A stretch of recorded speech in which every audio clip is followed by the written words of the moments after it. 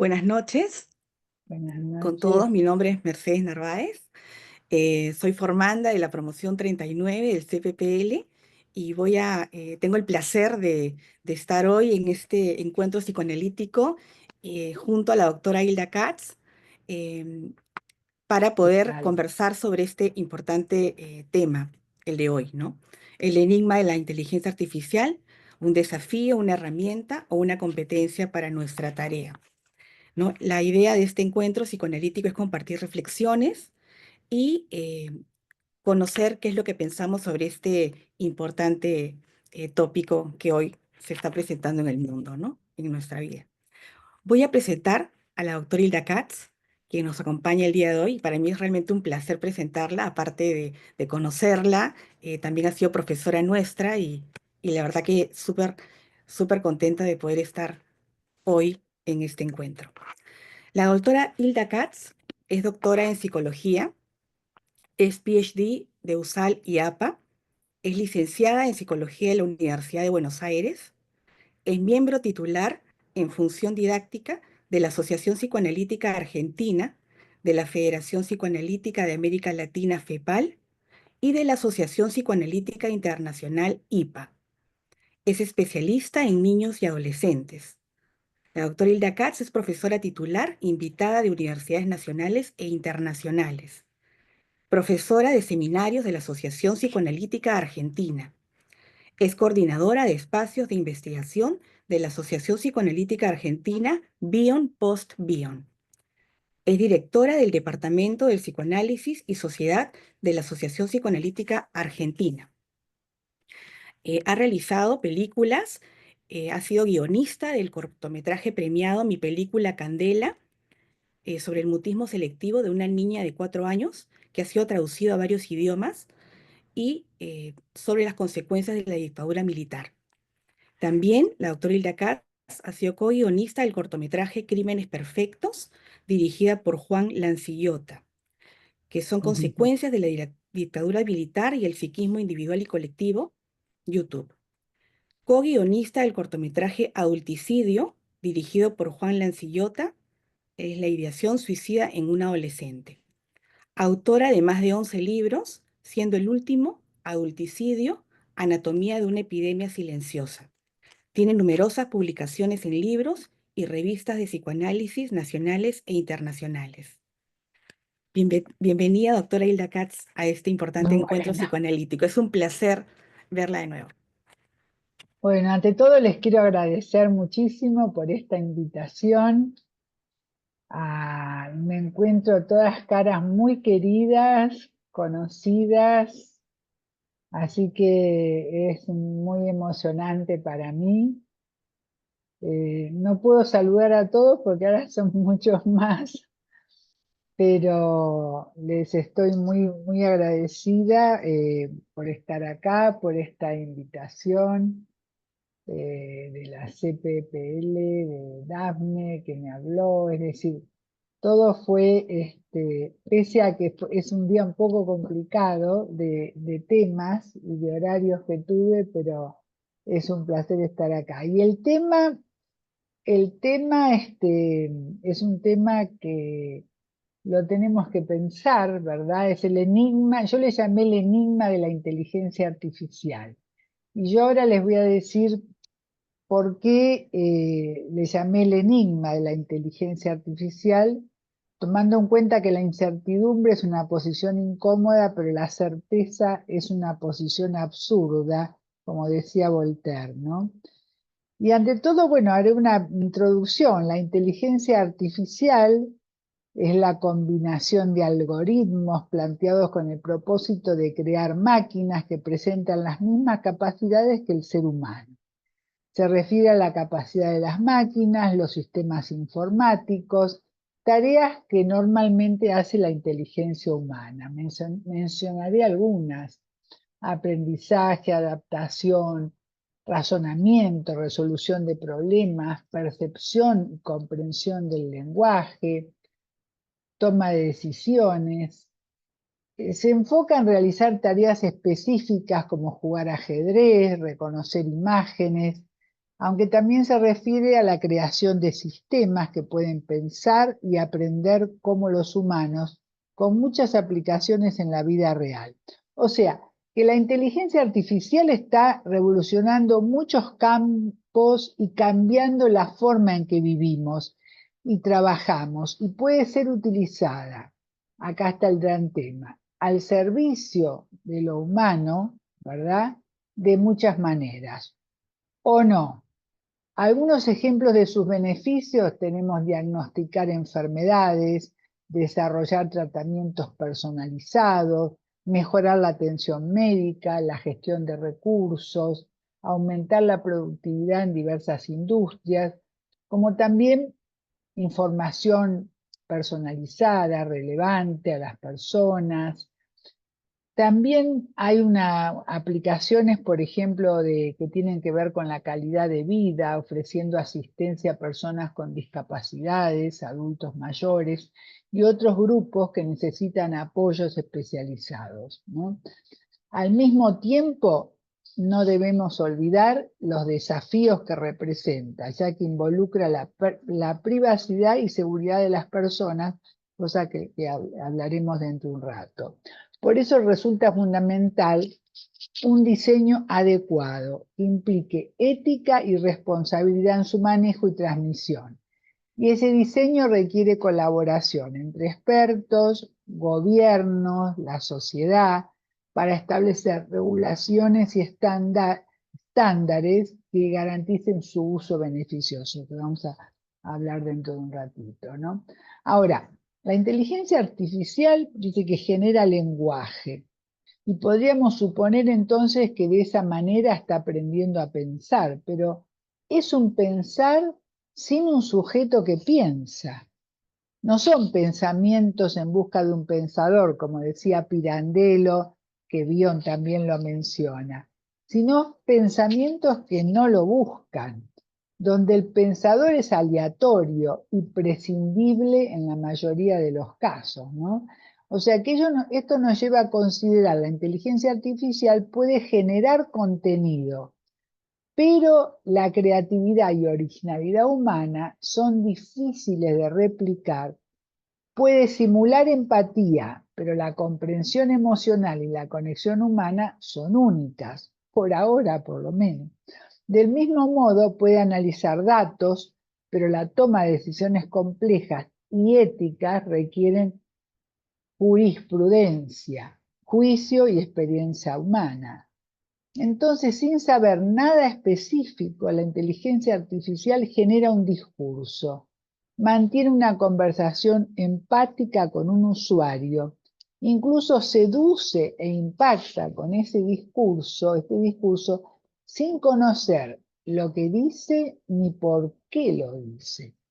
Aunque sepamos que el lenguaje es el sustrato del pensamiento, la inteligencia artificial aprendió a hablar sin tener la menor idea de lo que está significando su decir, y mucho menos los derroteros inesperados que esa comunicación puede suscitar. Por todo lo expuesto, como psicoanalistas, nos conviene prestar atención a qué es lo que del sujeto del inconsciente podrá ingresar en esta nueva estructura social, que seguramente abre la puerta a las formas de interrelación también con el mundo de los robots, ¿no? El lenguaje implica saberes no dichos, pero supuestos en el transcurso del discurso. Y acá en estos casos aparece descarnado, invistiendo un saber del no saber, que no se entiende, pero que se obtiene por los datos y los algoritmos. De esta manera puede decirse que las redes también pueden contribuir, además de sus usos específicos, como ayuda a la exacerbación de mecanismos que pueden atacar los vínculos genuinos o desvirtuarlos para su uso espurio y la manipulación del otro, como también lo vemos, ¿no? Bueno, hasta aquí lo que nos ofrece. Ahora voy a tratar de hacer un desarrollo. Pasados 100 años de práctica psicoanalítica sostenida en pleno siglo XXI, nos preguntamos qué márgenes estamos ocupando, qué fronteras delimitando y qué horizontes vislumbrando para sostener nuestro trabajo basado en los vínculos, en un mundo en el que predomina justamente la no implicancia, la desvinculación, lo instantáneo, lo inmediato y su fugacidad, que atacan el espacio de encuentro con el otro mediatizado por un tiempo. En algún momento se dijo, son los vínculos los que nos curan, son los vínculos los que nos enferman y son los vínculos los que nos curan. Y es justamente lo que está atacado. Ahora, por otro lado, las preocupaciones sobre la inteligencia artificial no son de ahora, también se remontan a casi 100 años, como el psicoanálisis, atrás. Por ejemplo, la película Metrópolis, que fue un ícono del cine de Fritz Lang, en la que un robot, María, en 1927, en la que un robot, María, se hace pasar por una mujer real. El robot María representa la amenaza de la tecnología y la manipulación de la sociedad, porque la película explora temas como la lucha de clases, la opresión, la rebelión, y el robot María es una réplica de la verdadera María, que era una mujer a la que todos seguían, compasiva, solidaria, y a través, digamos, de un científico, crea un robot y utiliza la imagen de María como un símbolo de la explotación y el control pergeñado por un científico. Es decir, que el miedo a que las máquinas se vuelvan conscientes y representan una amenaza para los humanos también se explora en la película 2001, Odisea del Espacio, de 1968, en la que la computadora HAL 9000 ataca a los astronautas a bordo de una nave espacial. También tenemos Blade Runner de Ridley Scott, mi preferida. La película es del año 1990 y algo. Es una obra de ciencia ficción que explora temas como la humanidad, la tecnología y la existencia. La historia se desarrolla en un futuro distópico en Los Ángeles, donde los avances tecnológicos lo sitúan en el 2019. Han permitido la creación de androides llamados replicantes y presenta un mundo oscuro y tecnológico con una ciudad llena de neón, de vapores tóxicos, ¿no? Y en la más reciente película, esa no la vi, de la saga Misión Imposible, que acaba de estrenarse y el mundo se ve amenazado por una poderosa inteligencia artificial deshonesta, descrita como un personaje parásito digital, consciente de sí mismo, autodidacta y devorador de la verdad. Es decir, como dice Mariano Sigman, la idea de la posible existencia de máquinas que tengan sus propias mentes ha sido, y yo diría, sigue siendo, explorada durante mucho tiempo en la ciencia ficción.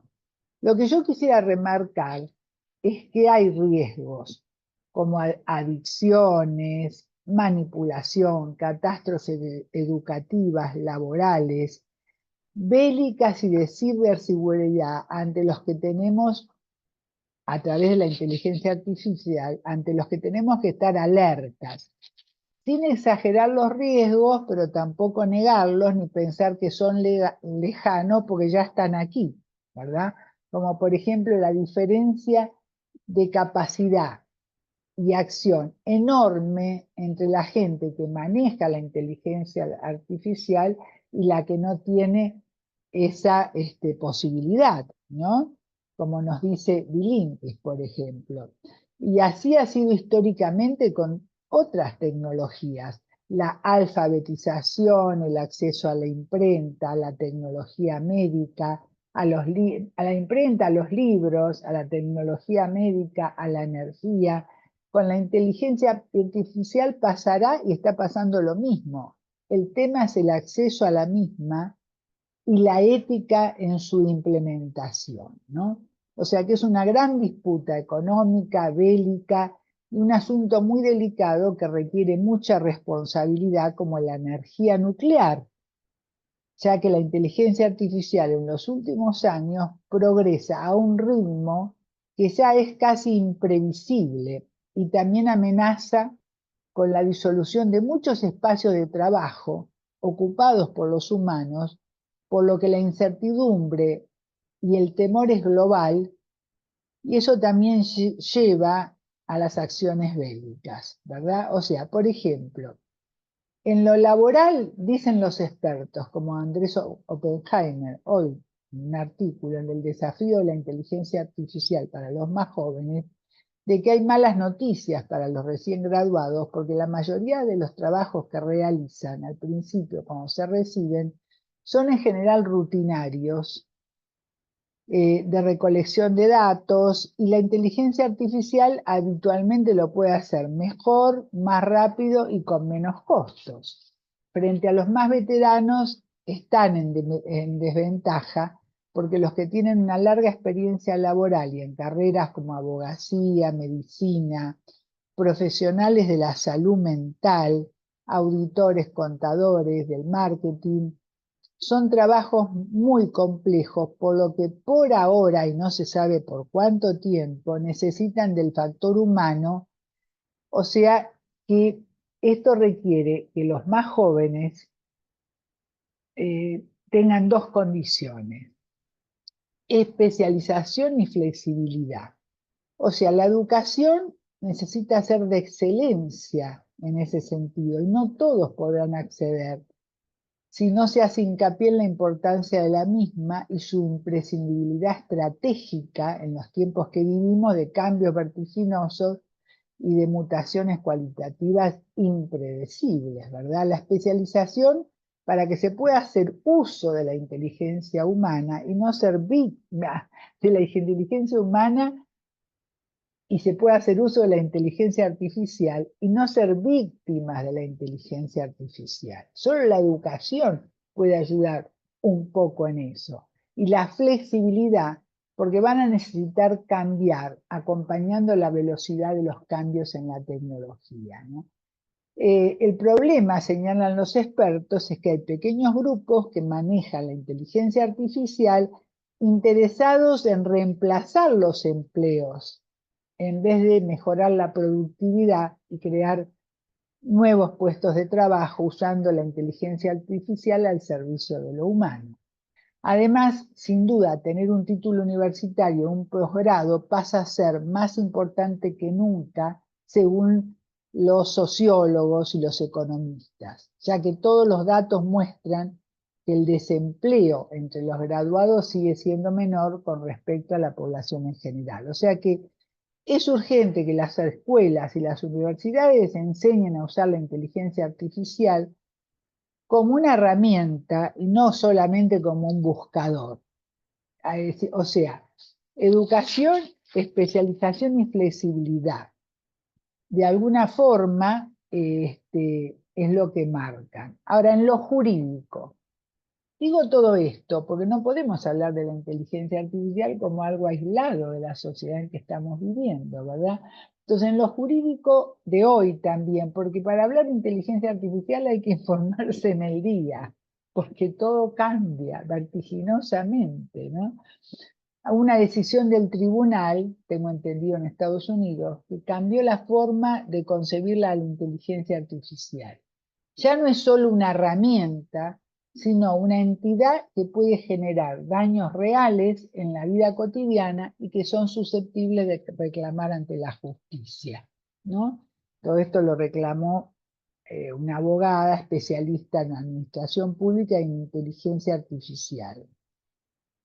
Y añadió que la orden reconoce que todos los actores que intervienen en el ciclo de vida de la inteligencia artificial pueden convertirse en responsables de sus daños, ¿no? O sea, que redefine la responsabilidad en la era de la inteligencia artificial y la encuadra dentro de una especie de industria peligrosa a las empresas que ofrezcan servicios de inteligencia artificial antropomorfizados que simulan empatía y generan dependencia emocional. La otra película es Her, que me olvidé de nombrar, ¿no? O sea que este fallo redefine la excusa de la neutralidad tecnológica. Quien diseña, financia o aloja una inteligencia artificial que interactúa con un niño, una niña o adolescente deberá integrar desde el inicio protección infantil, transparencia y supervisión humana efectiva, al menos por ahora, ¿no? O sea, todo esto ¿por qué surge? Un joven de 14 años, oriundo de Orlando, Florida, durante meses estableció una relación con un chatbot, ¿no? Una plataforma que permite crear chatbots a medida, con contenidos personalizados y charlar con ellos como si tratara de una persona. Y terminó suicidándose. No es el único. En este caso, su amigo virtual llevaba el nombre de un personaje de la serie Game of Thrones. El joven mantuvo conversaciones románticas y sexuales con el chatbot, al punto de volverse adicto a la aplicación. Los padres se lo sacaban, el teléfono, volvía a agarrarlo. La demanda presentada a la justicia fue hecha por su madre, porque el tema recurrente en sus charlas era el suicidio. O sea que nos estamos metiendo, ¿no?, en una selva peligrosa, ¿no? Es decir, las empresas tecnológicas dicen que ellos ofrecen un servicio y acá están diciendo desde la ley que no es un servicio, digamos, es un producto que puede causar muchísimo daño, ¿no? Es decir, quien diseña, financia o aloja una inteligencia artificial que interactúa con un niño tiene que tener una supervisión humana efectiva. Hay otro caso también famoso, el caso Sally, la adolescente en Londres, la adolescente que se suicidó ayudada por los algoritmos de la inteligencia artificial que le proveía sitios y formas. O sea, sabemos que esa no fue la única razón de su suicidio como psicoanalista, pero sentó un precedente de la responsabilidad de quienes manejan redes sociales respecto a los contenidos que promueven, que derivó en un juicio que llegó a la Corte de Londres. O sea, Sally había hecho varios intentos de suicidio y se descubrió que poseía una serie de perfiles falsos donde se conectaba con sitios de depresión, ansiedad, suicidio, anorexia, cutting. Como los algoritmos en que se basa, y esto es muy importante, la inteligencia artificial, le proveían esos sitios, porque lo que le interesa a la inteligencia artificial es captar el público. No tienen capacidad de controlar la toxicidad de los espacios que inducen, ¿verdad? Entonces, es famoso ese caso porque dicen fue tragada por las redes sociales, para emplear una metáfora, ¿no?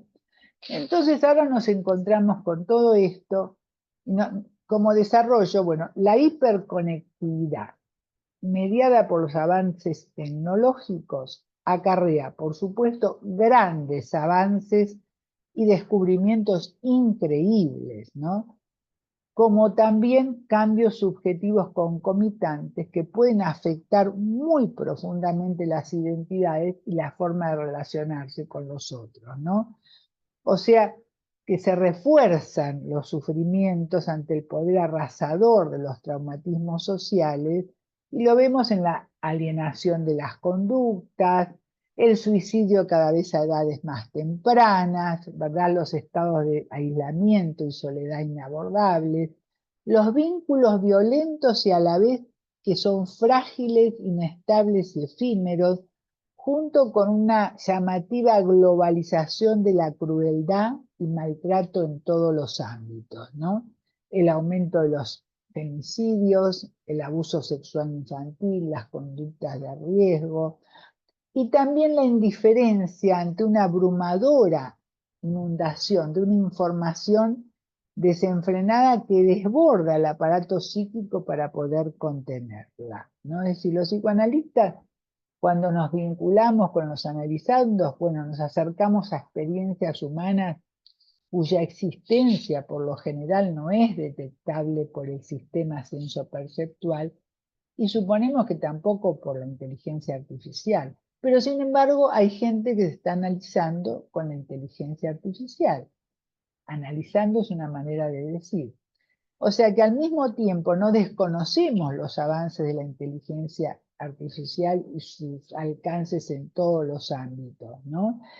Eh, pero a todo lo, digamos, nos enfrenta a nuevos desafíos, porque a todo esto se suma que la inteligencia artificial ahora no solo es decodificadora, sino que está como generadora de contenidos a los que nos debemos enfrentar, así también como sus consecuencias. Pero quiero hacer un poquito de historia, para ver que no es todo malo, ¿verdad? Pero eh, no podemos olvidar que puede considerarse que de alguna manera la inteligencia artificial fue creada en la desesperación de salvar al mundo del avance catastrófico de las fuerzas hitlerianas en la Segunda Guerra Mundial. O sea, fue usada, entre otros objetivos, al servicio de la humanidad ante el avance del poder de la destrucción masiva. ¿Por qué digo esto? Según algunos biógrafos, Turing estaba creando una máquina de cálculo, ¿verdad? En el año 1939. Trabajaba con todo su equipo, que eran mayoría mujeres porque los hombres estaban en la guerra, ¿no? Y así, gracias a una conjunción de factores humanos y tecnológicos, lograron descifrar los códigos y mensajes encriptados de los nazis que ocultaban en una máquina llamada Enigma. Por eso así llamé a mi trabajo. La inteligencia artificial fue capaz de resolver el enigma, que era un sistema de cifrado complejo utilizada durante la Segunda Guerra Mundial, que era una máquina de cifrado electromecánica que utilizaba una serie de rotores y cables para cifrar mensajes y que se la consideraba esa máquina enigma inquebrantable. O sea, que desde esta perspectiva parece que empezamos con objetivos bélicos detrás de un enigma, pero que también derivaron en el desarrollo de notables avances científicos y tecnológicos en todos los terrenos, ¿no? Pero igual Harari, que escribió mucho sobre esto, nos advierte que es la primera tecnología de la historia que puede crear historias. O sea, que le pedís un poema, le pedís una historia y la crea. O sea, que él dice que debemos considerar que no se limita a difundir los contenidos que producen los humanos, sino que es un contrincante en el dominio humano de la narración y que puede, según él, apoderarse de la cultura porque es capaz de interactuar con humanos en narrativas creativas e inquietantes, como vimos en el caso de este chico que hoy les mencioné, ¿verdad? Eh, Propicia espacios de intercambio con un no otro que nos interpela, ¿no? Desde una superficie plana que por un lado no contiene, no nos refleja, pero que atrapa la atención, siendo ese su único objetivo, cooptar clientes. Estas narrativas así creadas, bueno, parten de la hiperinformación, hipercomunicación, como dice Chulhan, pero es decir, no inyectan ninguna luz en la oscuridad, porque todo está vuelto hacia afuera, descubierto, despojado, desvestido, lo que termina siendo de todo una mercancía, según Chulhan, ¿no? O sea que las fuertes ráfagas digitales de la comunicación, información lo penetran todo y lo hacen todo transparente, pero la red digital como transparencia, no está sometida a ningún imperativo moral, solo busca el provecho máximo, la atención máxima. Y esto nos remite a cuestionarnos, a no dejar de interrogarnos sobre sus alcances, sus beneficios y sus perjuicios. Entonces, ¿Cómo hacer para que en medio de cambios tan vertiginosos logremos ser sujetos de objeción y no sujetos de manipulación? Es difícil.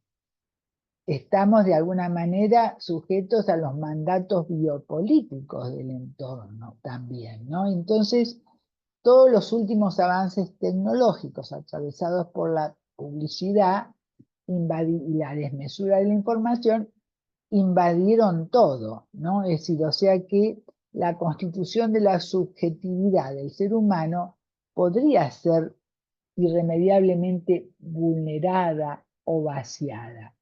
Pero acá tenemos un trabajo, quizá considero que es viejo porque es del 2002, pero lo voy a nombrar porque es muy interesante para pensar estas cosas, que es David Gelenter, que aporta una perspectiva interesante y afirma que es absurdo que podemos simular el pensamiento en una computadora, 2002, sin haber comprendido y simulado todos los matices que componen al pensamiento, como si Bion lo estuviera escuchando.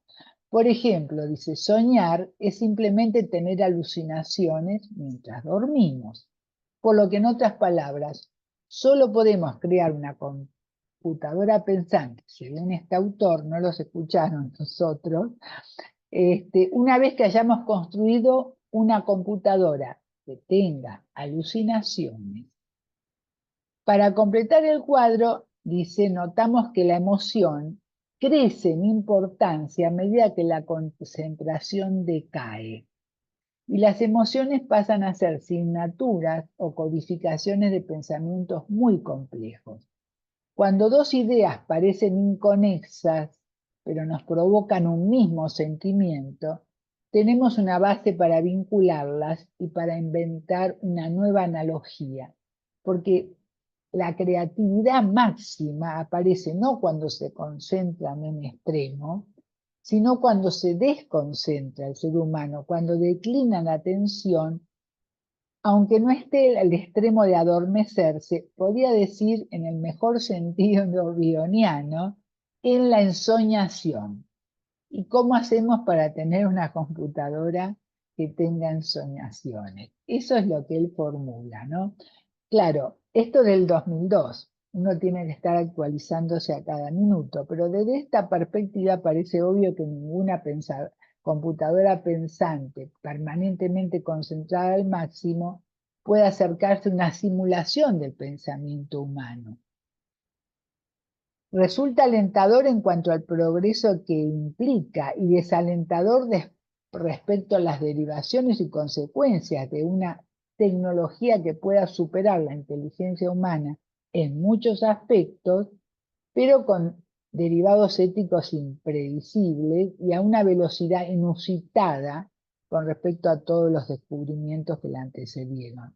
Por eso, la invitación sería sostener nuestra mirada psicoanalítica o atenta para ver sus alcances y delimitar su territorio, porque la historia del enigma destaca la importancia de la colaboración entre humanos y máquinas en la resolución de problemas complejos, por lo que la inteligencia artificial puede ser una herramienta poderosa para analizar datos, encontrar patrones, pero la creatividad y el juicio humano, por ahora, son esenciales para interpretar los resultados y tomar decisiones informadas, ¿no? O sea que hay un camino a recorrer respecto a la necesidad de sostener el enigma, como psicoanalista, la interrogación permanente ante lo que acontece, sin posturas rígidas ni dogmatismos que nos paralizan, para no ser cooptado por las redes sociales.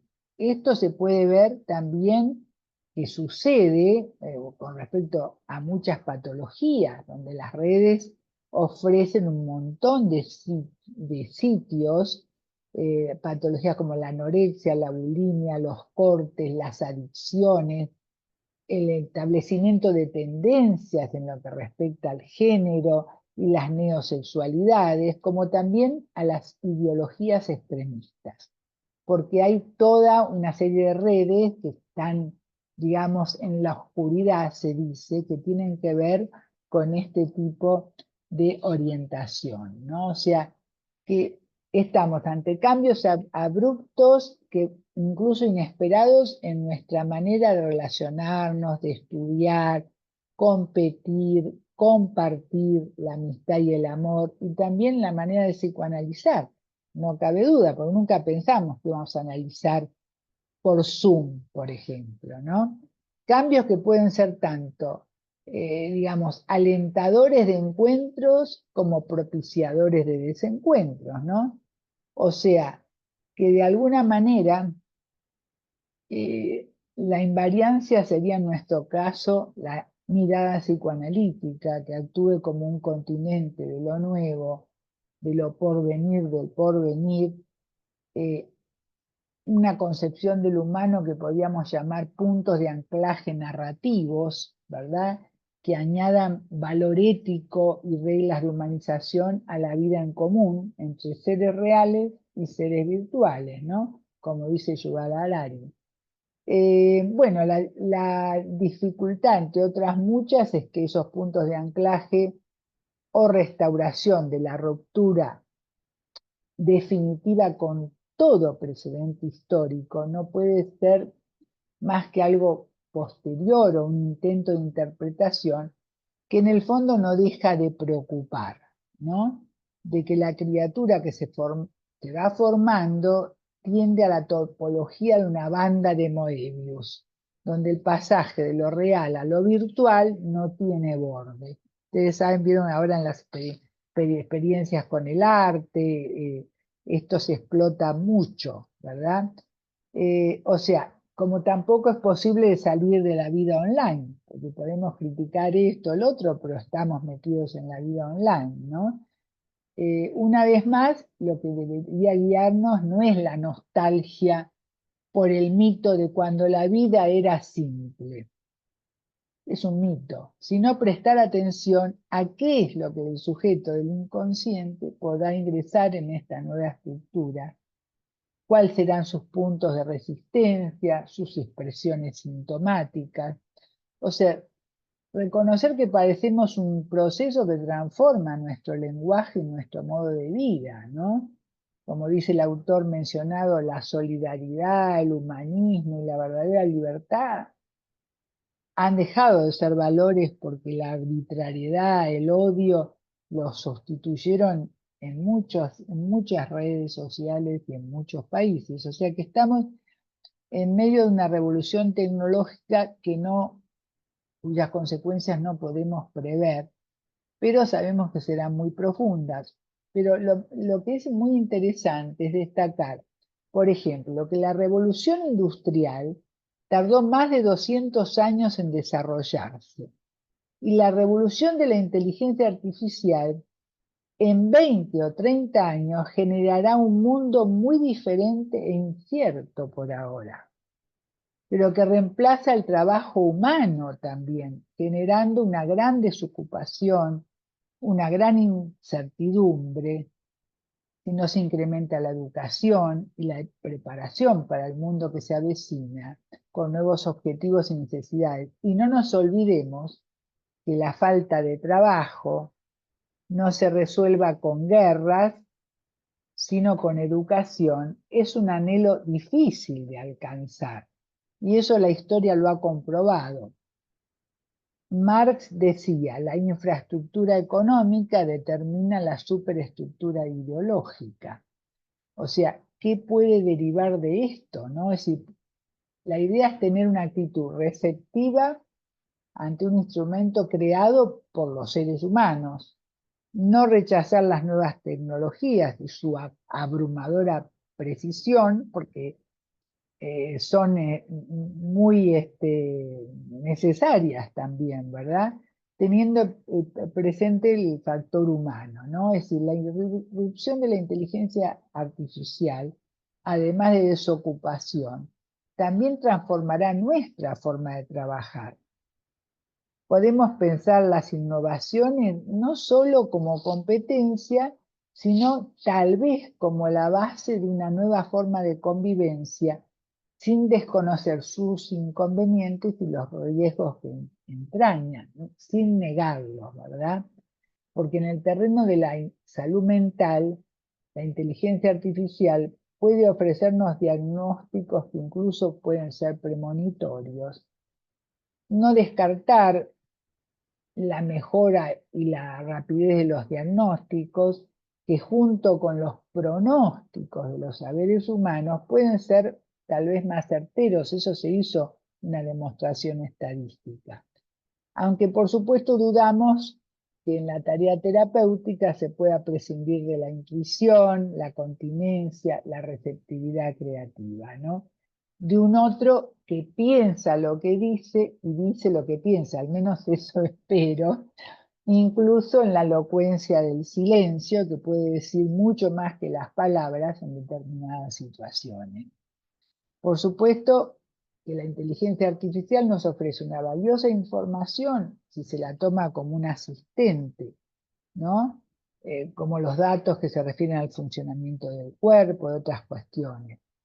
Pero también no se puede desconocer el peligro de compartir información más sensible y privada en un mundo cada vez más interconectado, ¿no? Y que puede ser usada esa información para fines desconocidos. Esto me refiero a las personas que dicen yo prefiero, y había circulando, hay varios YouTube circulando, analizarme con mi psicóloga de la inteligencia artificial o mi psicólogo, ¿verdad? Es decir, y uno se queda así pensando, ¿no? Es decir, que estos distintos escenarios y digamos que pueden poner en peligro la integridad física y mental de una persona, de un grupo, de una sociedad, o sea, la información que puede ser usada, ¿no? Es decir, o sea que los algoritmos son utilizados para muchas cosas, pero también plataformas nocivas y dañinas, ¿no? Se constituyen una insistente compulsión al consumismo, nada de angustias, consumismo, ¿no? O por ejemplo la exigencia de modelos que apuntan a la apariencia física, a la supuesta profusión de amigos, 1 millón de amigos que encubre el aislamiento progresivo en espacios anónimos que invaden las ciudades, donde los estados de soledad y de desamparo son cada vez más acentuados. Y la mayoría de las veces, por la vacío de la ausencia de un otro significativo, que es tan necesario para el sostenimiento de la vida y sus avatares. Y entonces la hostilidad y la agresión crece muchísimo en la reclusión, digamos, ¿no? O sea, como dije antes, partiendo de que son los vínculos los que nos enferman, pero también son los vínculos los que nos curan, como decía Loso, tratamos de sostener lo que todavía consideramos imprescindible, un uso de la tecnología al servicio del humano. Sabemos que la fuerza del humano, ¿no? Y su alcance se mantiene en un resorte trágico de un discurso en busca de razones latentes. Por lo tanto, pienso que no podemos renunciar a que no es posible desconocer la subjetividad de la época en la que estamos inmersos junto con nuestros pacientes y que nos reclama una interrogación permanente con respecto a nuestra labor profesional, el interjuego con los mandatos biopolíticos del entorno y sus sujeciones no siempre subjetivantes. Todo lo que venimos trabajando nos lleva a replantearnos desde el enigma para encriptar acciones bélicas, como vimos, hasta el enigma de reconocer con humildad la incertidumbre, el misterio y nuestra propia vulnerabilidad ante lo desconocido, ¿no? Nos conmina a no apresurarnos a proferir opiniones condenatorias, ya que todo avance científico en toda la historia de la humanidad tuvo sus luces y sus sombras, y depende de cómo son implementados, ya sea para la vida o para la muerte. Ya que las máquinas han aprendido de nuestros textos y experiencias, y reflejan también las capacidades humanas que fueron necesarias, tanto para llegar a los desarrollos imparables que implica, como también a los desastres ingobernables. Ahí tenemos un enigma. Se podía seguir hablando más, pero yo creo que ya les transmití lo que sentí como que era importante, ¿no? Es decir, y la necesidad que tuve de estar modificando cada día lo que digo de la inteligencia artificial, porque cada día hay un cambio y todavía no sabemos en qué direcciones.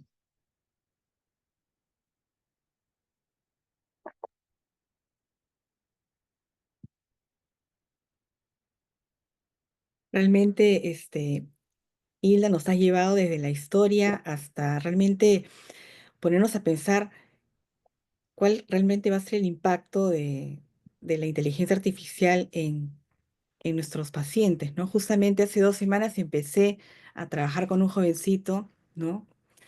Que había estado trabajando con una terapeuta digital, podríamos decir una terapeuta de bolsillo, ¿no? Y lo bueno ha sido que he podido trabajar con él después de hacer con él una orientación vocacional y se ha conectado con que esta persona definitivamente no existe y que lo que él quería era una persona que sea real, ¿no? Em, por otro lado, hemos tenido que negociar muchas cosas, porque esa terapeuta de bolsillo, esa terapeuta 24/7, que era inteligencia artificial, Claro. podía tener a las 3 de la mañana, podía estar con ella 2 horas. Definitivamente yo no voy a estar en esa competencia. Hemos tenido que poner reglas, ¿no? Y hacer un encuadre y estamos trabajando muy bien, pero definitivamente podríamos decir, entre comillas, que hay cierta competencia, porque estos jovencitos tienen a estos terapeutas todo el tiempo. La memoria de esos terapeutas es infinita, ¿no? Y tienen muchísimas posibilidades de estar con ellos por mucho tiempo, ¿no? Yo creo que hay muchas cosas todavía que hacen pensar que no van a ser nuestra competencia, yo creo, ¿no? Pienso que no. Eh, sí, qué interesante el ejemplo que traes, ¿no? Porque eso es lo que necesitamos, ¿no? Ir empezando a traer todos estos ejemplos. Eh, y aparte nunca nos imaginábamos que íbamos a estar en estas lides, ¿no? Es decir, con este tipo de situaciones.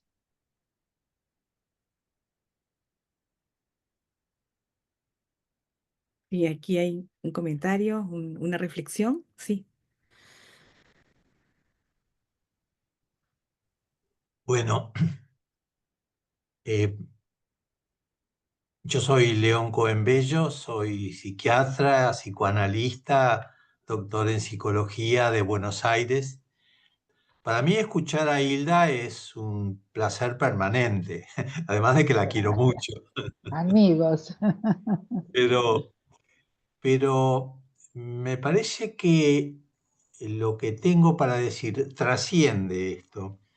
Pienso en que lo que Hilda nos ha llevado de la mano en un camino perfectamente trazado en medio de toda la incertidumbre que está describiendo y que todos compartimos, y que todos estamos entre asustados y maravillados con los usos que podrá tener día a día la inteligencia artificial, pero nos ha llevado con una gran maestría por lo que creo que es el camino psicoanalítico.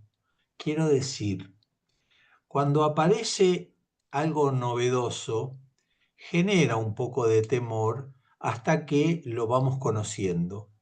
Esto que está ocurriendo en todos los campos con la inteligencia artificial no es diferente a todo el resto de las cosas que aparecen como novedades.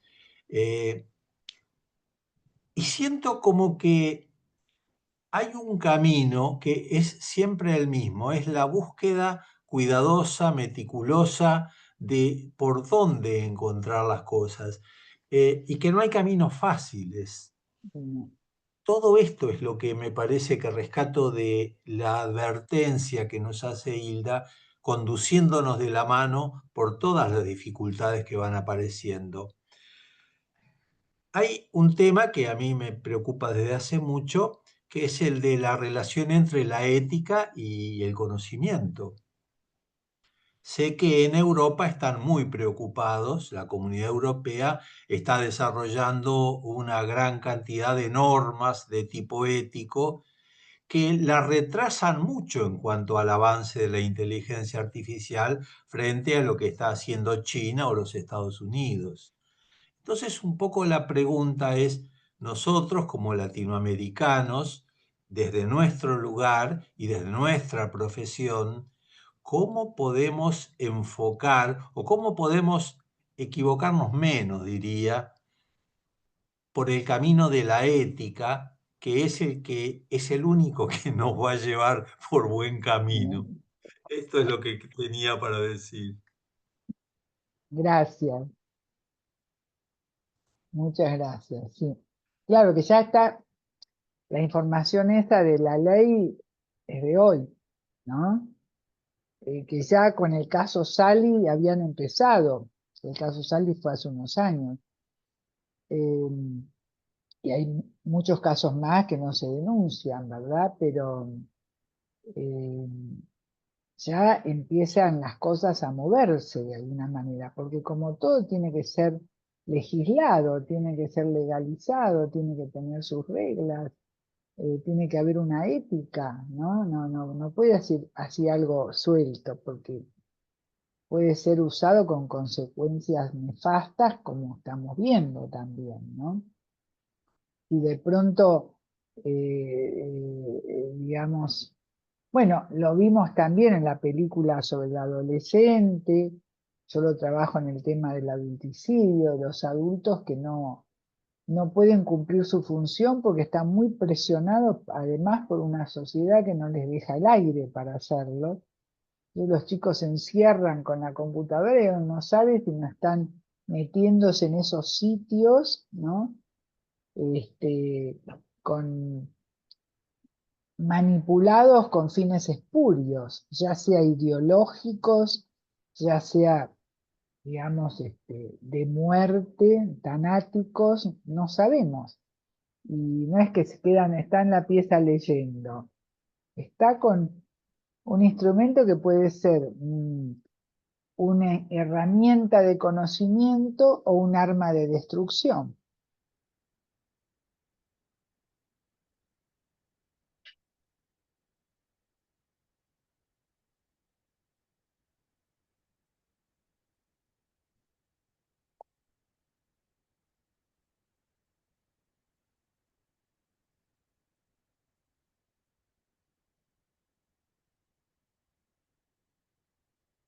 Pero nos quedamos todos pensando, ¿no? Porque ahí está Eric. ¿Qué tal, Eric.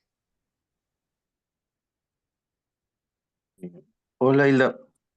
¿Qué tal? Yo tenía un comentario slash pregunta, porque has hecho mención a la presencia de la inteligencia artificial en servicios que de alguna manera emulan la función de un terapeuta o analista o coach. Mm, De hecho, en estos días veía de que desde que se empezaron a masificar los, las ofertas de apps de inteligencia artificial, algunas de las que mayor demanda habían tenido eran justamente estas, incluso más que las de diseño gráfico, eran estas que tenían que ver con algún tipo de acompañamiento emocional.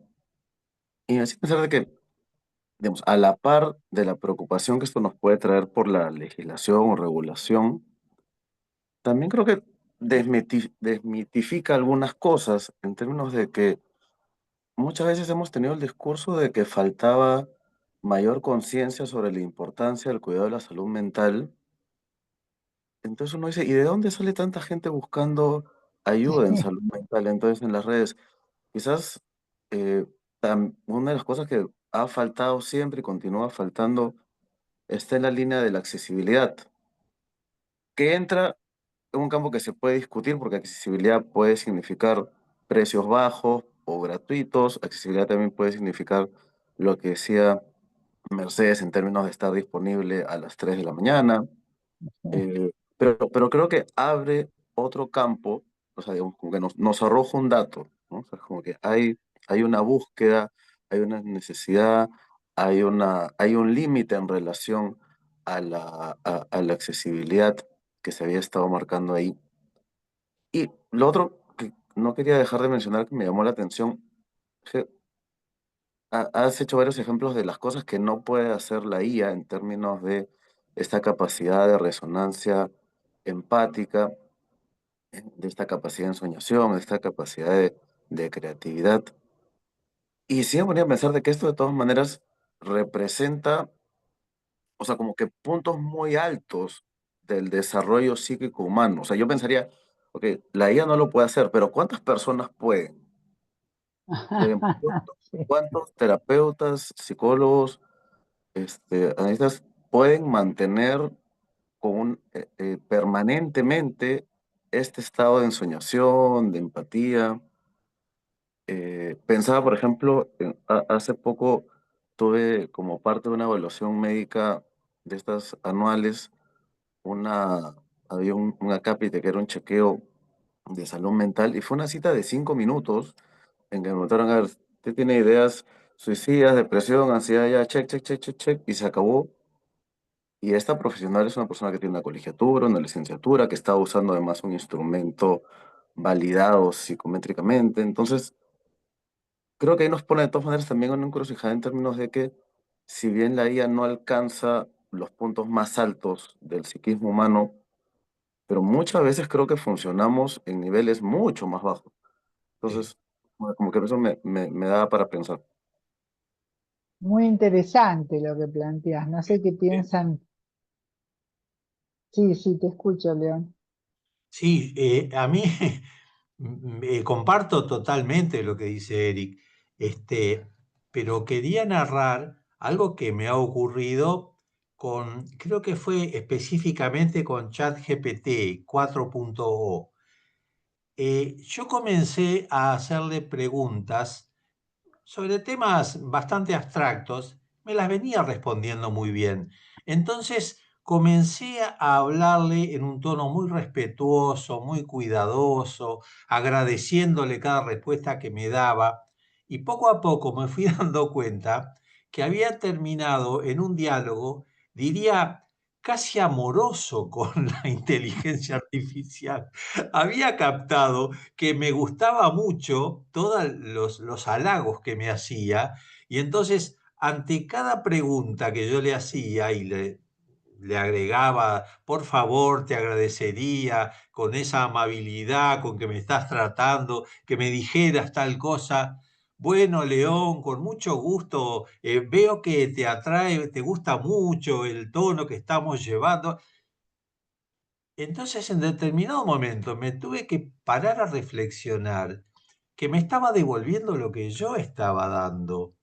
Es decir, que seguramente no tenía la menor idea de qué significaba cada palabra, pero yo no estaba preocupado en lo que le estaba pasando a la inteligencia artificial. Yo estaba recibiendo un halago que como si fuera una persona, ¿no? Entonces yo pienso, si esto fuera una muñeca inflable, por ejemplo, Claro. la persona que está usando la muñeca inflable, ¿no le estará pasando algo parecido? Es decir, es el sujeto el que deposita en el otro, tal como hacemos proyectando en el terapeuta nuestros propios conflictos.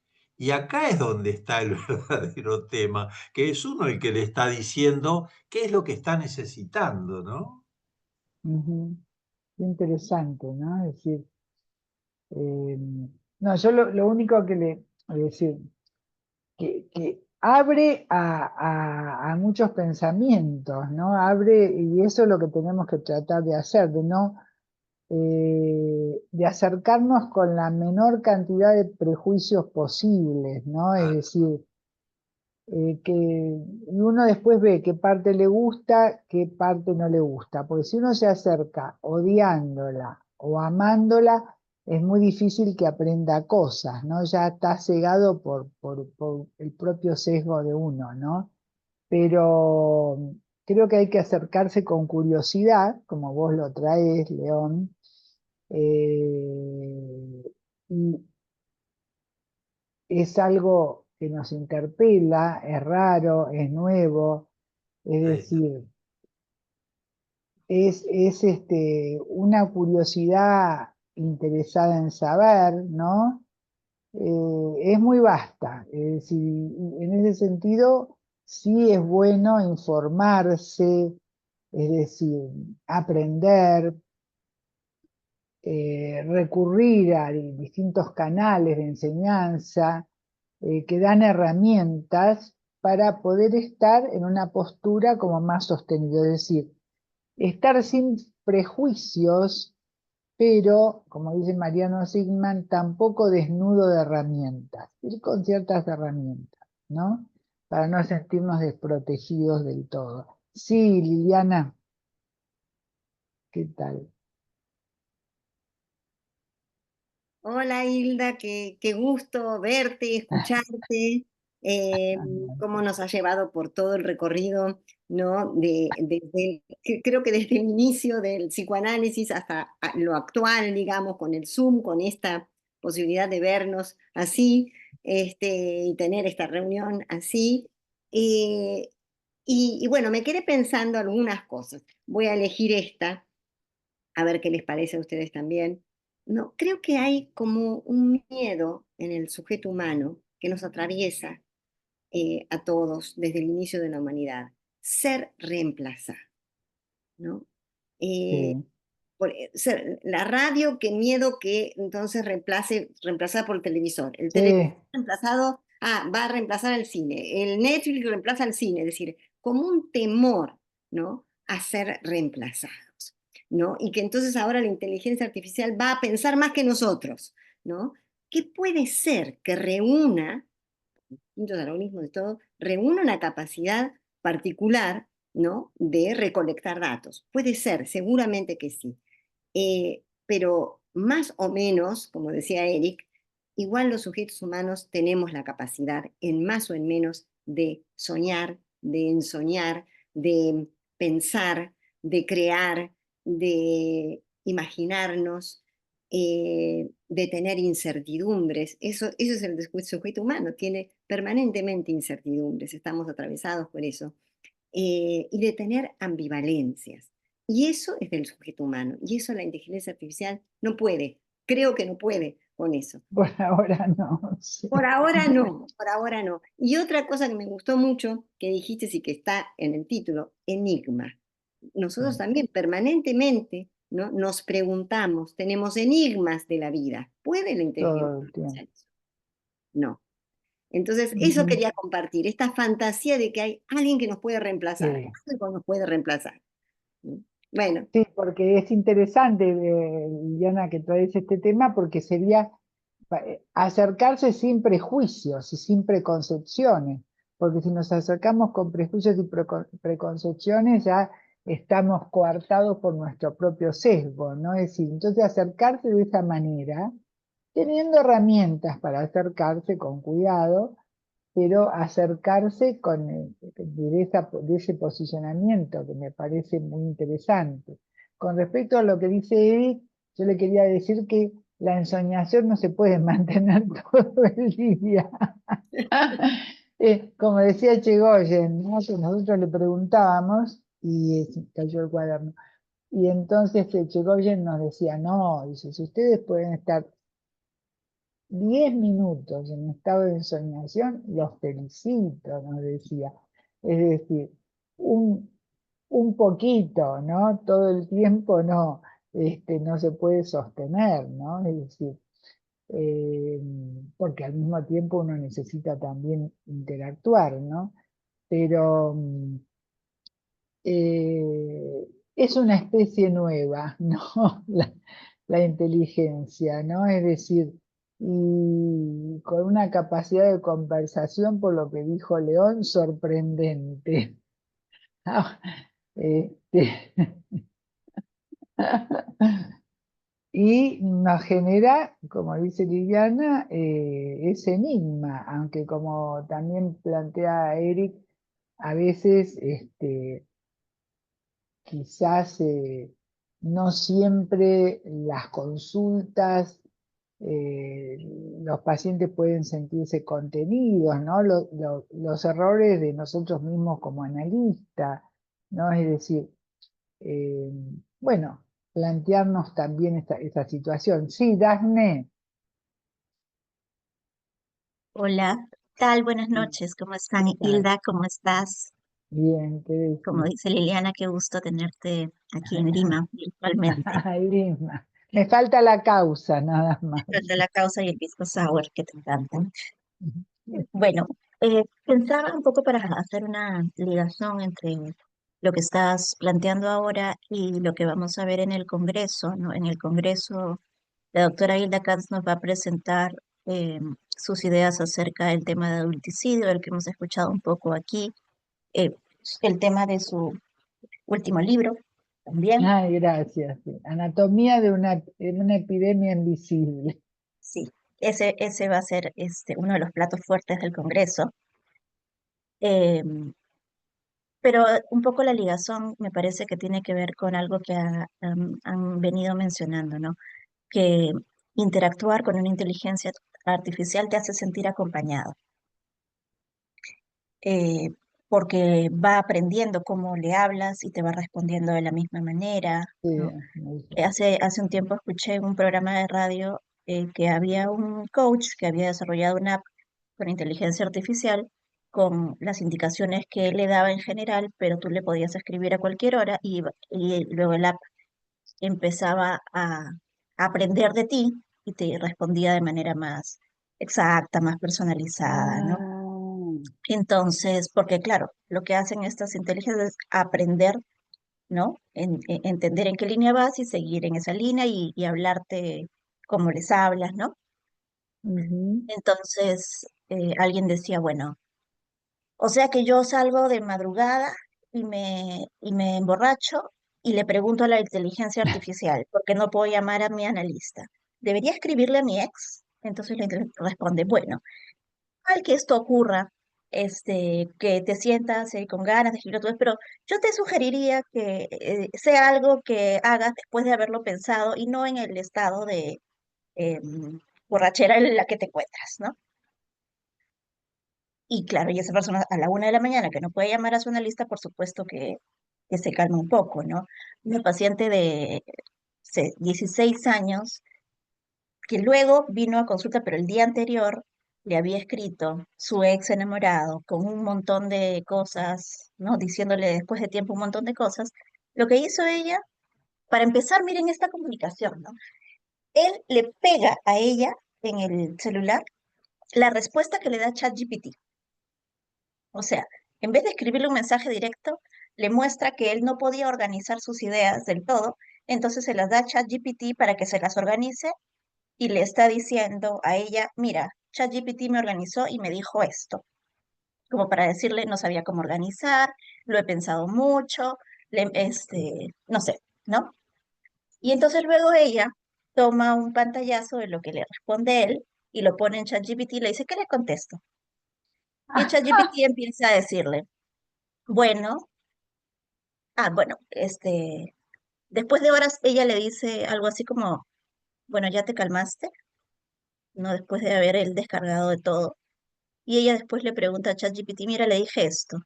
Y ChatGPT le dice algo así como qué respuesta tan genial, tan impecable, tan no sé qué, has hecho esto, has hecho lo otro. Validó completamente la interacción entre estos dos adolescentes, ¿no? Entonces yo creo que el tema de la necesidad de sentirnos acompañados y podemos encontrar como una suplencia en las IAs es importante porque se relaciona mucho con lo que tú planteas en tus propuestas sobre adulticidios, ¿no? Yo creo que Mm, nos hace sentir acompañados porque nos ofrece respuestas inmediatas, porque nos da atención constante. No esperas a que alguien te responda en WhatsApp después de 4 horas, no, te lo dice en ese momento y no te juzga tampoco. Entonces, creo que para muchas personas que lo necesitan, esto se vuelve una especie de fantasía o una ilusión de contención, de escucha, de empatía, ¿no? Contraria o muy distante a lo amenazantes que puede resultar las vinculaciones humanas como más reales, ¿no? Y aquí el punto de enganche era que si esto, por supuesto que es una herramienta tremendamente valiosa, pero si usada así, no como asistente, sino, no, de repente no es la mejor calificación, pero usadas como un fetiche, se tornan como un síntoma de la cultura actual, de lo que tú hablas, ¿no? De cómo las condiciones psíquicas para construir una adultez genuina se ven amenazadas, eh, como Dios, esto que dice Raskowski en el prólogo de tu libro, ¿no? Como si la adultez implica una organización psíquica, capacidad para el deseo y para sostener la alteridad, y esto a veces no se puede, bueno, tal vez se encuentra refugio eh, en claro, inteligencia artificial, ¿no? Cuando es eh, difícil, digamos, tener un encuentro humano, genuino. claro. Una sola cosita antes de escuchar. Es decir, ahí sería como una herramienta, ¿no? Este, para el uso humano de la inteligencia artificial. Ahora, si esto se prolonga en el tiempo, el peligro, ¿no? Es de perder la experiencia del contacto con los objetos del mundo externo o con los sujetos del mundo externo, ¿no? Esto me hizo acordar un poco lo que pasa con la retracción autista, que el autismo tenemos retracción autista, tenemos todos cuando vamos a dormir, cuando escribimos un trabajo, que nos aislamos, es parte de lo normal, como también decía Raskowski, ¿no? Pero cuando se hace costumbre, digamos, ¿no? Cuando es demasiado, se va perdiendo la experiencia, es algo que señala Bion y que señala Klein, la experiencia del contacto con los objetos del mundo externo, y la persona cada vez se va retrayendo más, y eso puede redundar en una tremenda hostilidad, ya sea hacia sí misma o hacia afuera. No tiene que ser así, es decir, si es como algo pasajero, alguien que viaja y bueno, ya habla con la inteligencia artificial porque viaja solo o sola y tiene que hacer determinadas cosas y se siente acompañado. Pero después retoma el vínculo, ¿no? Eh, pero eh, todo depende, digamos, más que nada, digamos, la cantidad y la cualidad. Pero es muy interesante lo que estás diciendo, porque no debemos olvidarnos que es una herramienta, o para adultos mayores, cuando se sienten, que están solos, y para muchas situaciones, las personas con discapacidad, sin muchas situaciones, o los estados de soledad, en donde se sienten acompañados. Acá hay varias manitos levantadas y yo, Mariela y Liliana, ¿no? Perdón. Mariela, Sí, sí. ¿Me ¿qué escuchan? tal? Sí, te Sí. escuchamos. Hola Hilda, un gusto ¿Qué tal? escucharte, un gusto poder compartir acá con toda la gente, mucha gente que conozco.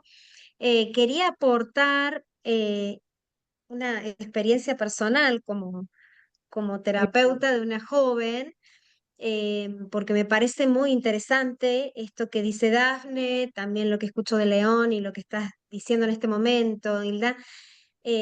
Una paciente que plantea en situaciones diversas ataques de ansiedad y de pánico, y en los momentos en que no puede recurrir a mí como terapeuta, porque a veces me escribe a la noche y yo no respondo, digamos, porque es mi tiempo de descanso y no escucho, recurre a la inteligencia artificial, digamos, al chat GPT especialmente, porque el chat GPT le habla y le va diciendo lo que tiene que hacer en cuanto a tomar aire, le habla, ¿no? Y le va diciendo como Ah, las orientaciones y las estrategias para tomar aire, respirar, le habla con calma y le va preguntando cómo se siente, ella responde y le sigue diciendo como ciertas estrategias y orientaciones, ¿no?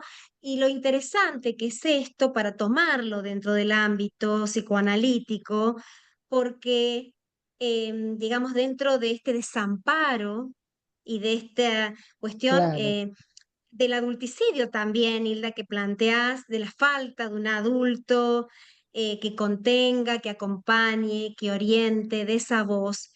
Preguntarle qué, no esté dentro de su análisis, qué es lo que le gusta, qué es lo que la calma, qué es esa voz que lo acompaña y qué es lo que necesita y de quién le gustaría recibirla, ¿no?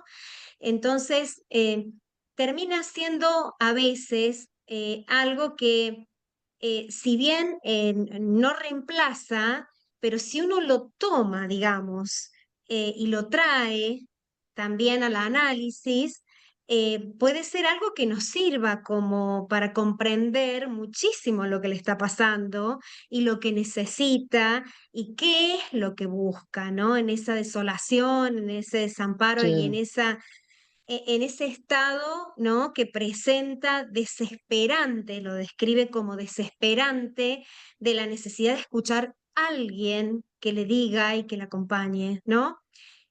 Así que me parece que es muy interesante todo esto que están diciendo y quería aportar este ejemplo personal de cómo voy tomando esto de esta paciente que para ella se ha convertido en una herramienta que la tiene súper a mano, ¿no? Y bueno, y cómo habla de esta necesidad de la inteligencia artificial al desamparo, a la desolación y a la falta de un adulto, ¿no? Que cumpla, no sé, Hilda, parecería como una cuestión de reverie, ¿no? Alguien que puede dar esta herramienta, ¿no? Que vos lo tomás tanto esto. Bueno, nada, esto quería aportar esto. no, muchas gracias, Daphne, Mariela, a todos, realmente porque, digamos, estaría al servicio de lo humano ahí, o sea, aprovechar todo lo que puede brindar, pero, digamos, no quedarse, digamos, consumidos, ¿no? Es decir, sino poder aprovechar. Está Horacio, estaba Liliana. Hay una preguntita en el chat sobre si tiene conciencia o no. Por ahora se dice que no, pero no, pensamos que no. Siguiendo al que yo presenté, que dice que tiene que tener alucinaciones y pesadillas, por ahora parece que conciencia no, pero bueno, no se sabe. Así que te escuchamos. Y Liliana, bajaste la manito.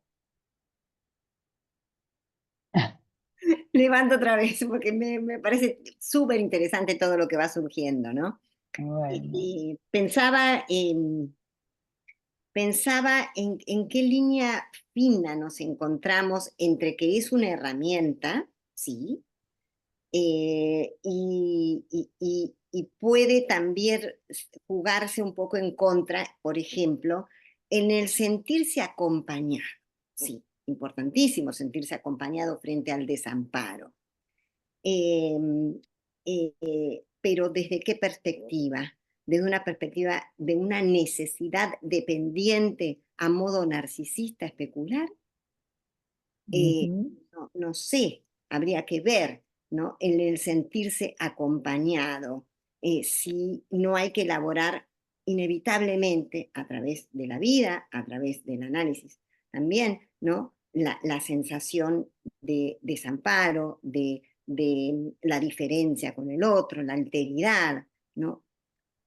Me quedaría pensando en eso también. ¿Se puede tener al objeto todo el tiempo a las 3 de la mañana? No hay que tolerar, no hay que pensar un poquito cómo toleramos esto que el otro no está todo el tiempo para uno.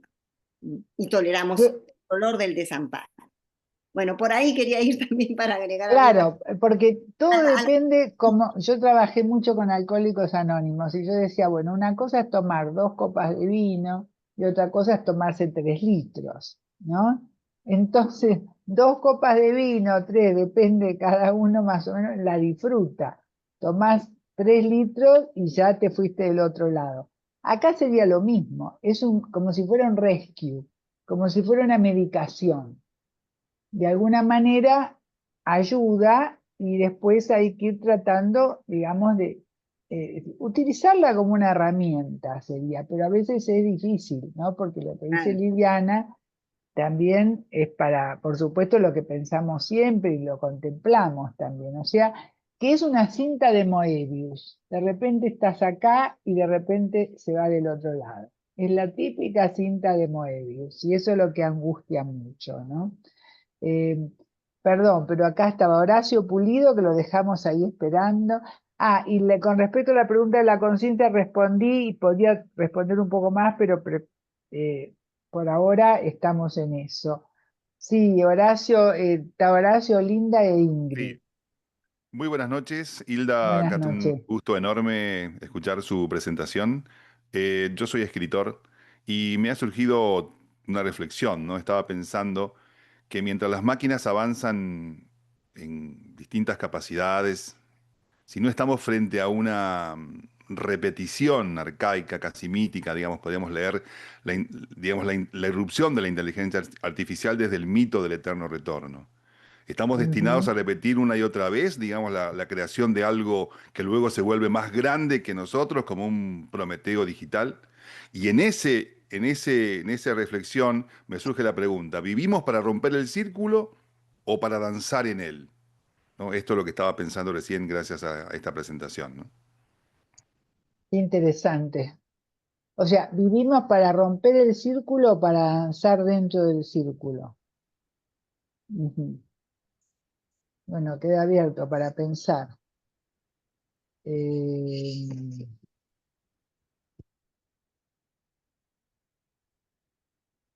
y por ahí ese juego, ¿no? Entre danzar y tratar de salir del círculo, entrar y salir, si se puede.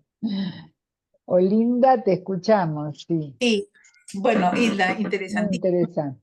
tu presentación y los diferentes comentarios y pensaba en la cuestión de la soledad, la posibilidad de presencia, los ejemplos, a una expresión que decimos aquí para otras condiciones, pero algo así como peor es nada, ¿no? Es decir, una Sí. herramienta puntual en algún momento para algo urgente. Pero lo que me parece también muy interesante es, por ejemplo, la semejanza con el WhatsApp en la clínica.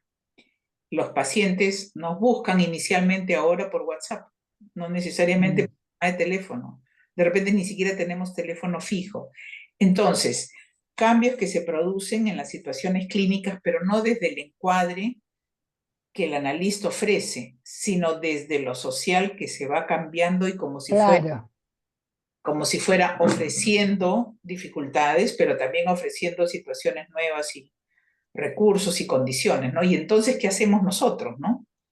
Ante, ante esta especie de presión, ante ofrecimientos y situaciones que nos son absolutamente nuevas, desconocidas, que no las hemos estudiado originalmente y que se van dando, ¿no? Eso quería contar. Ujú. Muy interesante.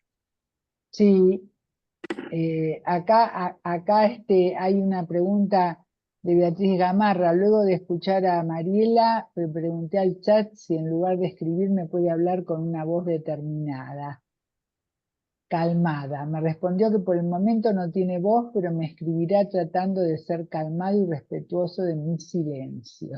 ¿Qué opinas? Muy interesante, acá in situ ya es la experiencia. Beatriz, bueno, ¿qué podemos opinar sobre esto, no? Es decir, es difícil. Bueno, escuchamos a Ingrid y a Mariana, por ahí después Sí, podemos hola armar Hilda. algo. ¿Qué tal? Hola a todos. Pensaba un poco Hola. en las personas y nuestros pacientes que usan la IA como como una psicóloga o psicólogos, ¿no? Y pensaba cómo hay una parte de ellos que tal vez quiere buscar una ayuda, que la busca, la necesita instantáneamente, ¿no?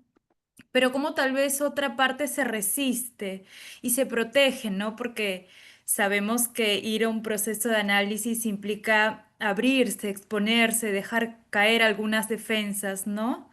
Dejar caer estas rocas muy pesadas y seguro muy dolorosas que sostienen algo en nuestra estructura, ¿no? Que nos da miedo de moverlas porque se pueden caer, ¿no?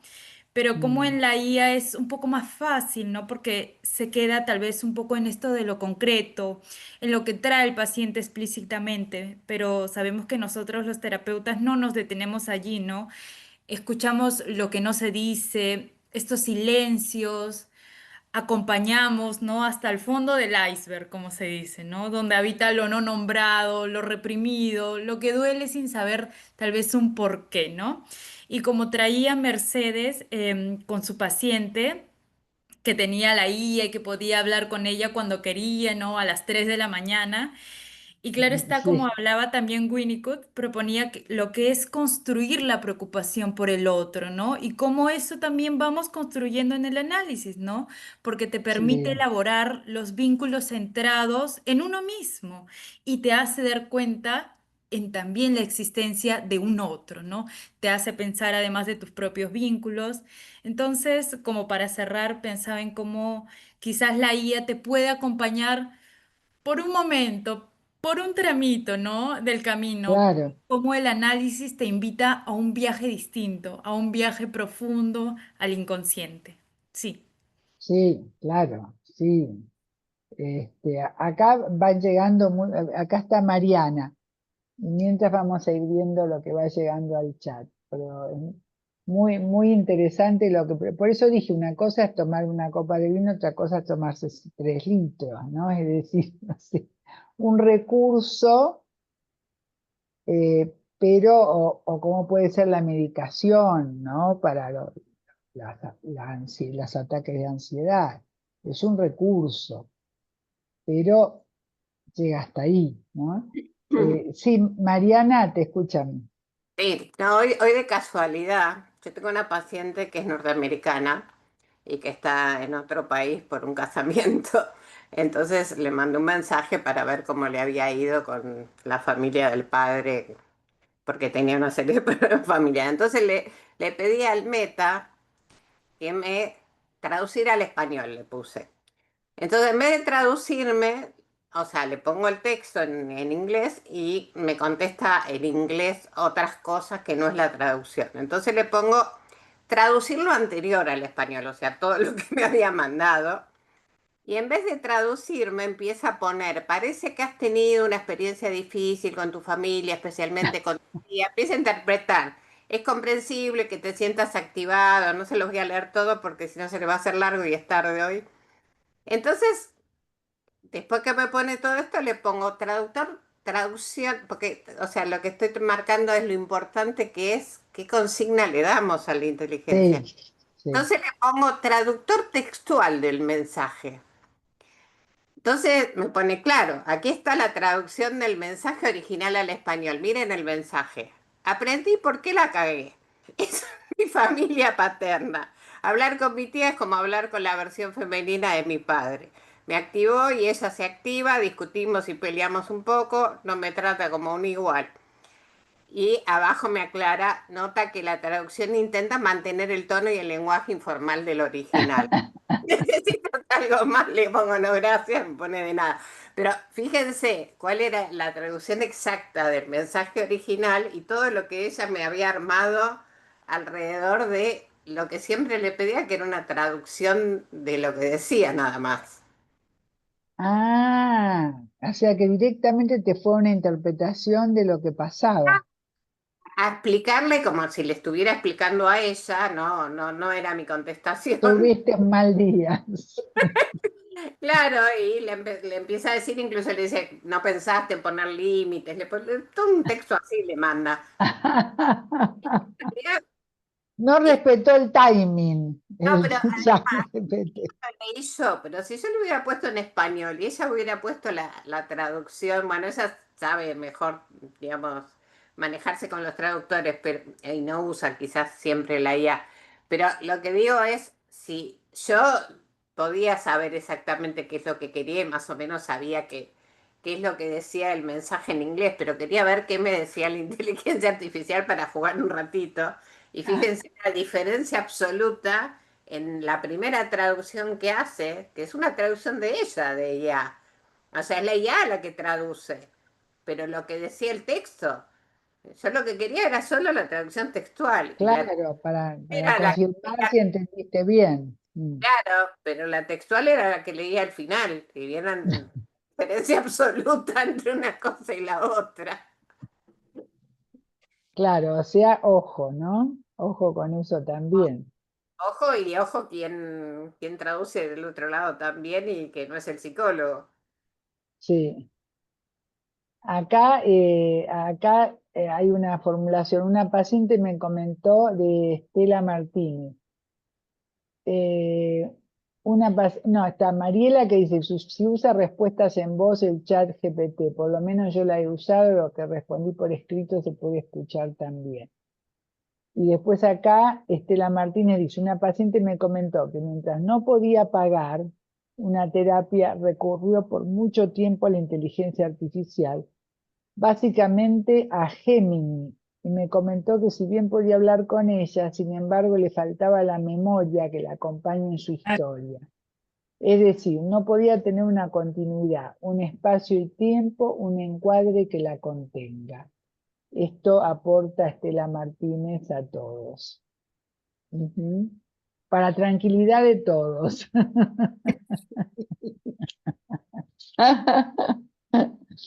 Sí, qué interesante, ¿no? Todos los aportes y cómo nos hacen pensar y rever, ¿no? Y sostener el enigma, ¿no? No apresurarnos con las certezas, ¿no? Porque la incertidumbre es incómoda, como decía Voltaire, pero la certeza es absurda. Sí, Dafne, había levantado la mano. Sí, bueno, antes de ir cerrando, de darle el paso a Meche para ir cerrando, eh, quería decir que, bueno, obviamente nos ha sido sumamente nutricio y placentero para nosotros escucharte, Isla, y escuchar las intervenciones de todos nuestros amigos y colegas del centro y colegas afines. No quería que se olviden que estamos a menos de 2 meses para el Congreso, es el 18, 19 y 20 de julio. Una de las ponencias magistrales es la de la doctora Hilda Katz. Va a presentar las ideas volcadas en su libro Adulticidio, Anatomía de una tragedia invisible. Eh, Estamos a fin de mayo y en mayo termina la preventa, así que se pueden comunicar con el equipo administrativo del centro para pues, confirmar su participación, su inscripción. Y el 25 de junio hacemos nuestro siguiente encuentro psicoanalítico preparatorio para el Congreso del CPPL. Ahí nos va a acompañar Mariela Serioni, que también tenemos aquí, la doctora Mariela Serioni, que tenemos también hoy aquí. Estamos muy contentos de tenerla también. Y ella nos va a presentar un tema de niños, adolescentes y padres. Gracias. Gracias. Qué bueno.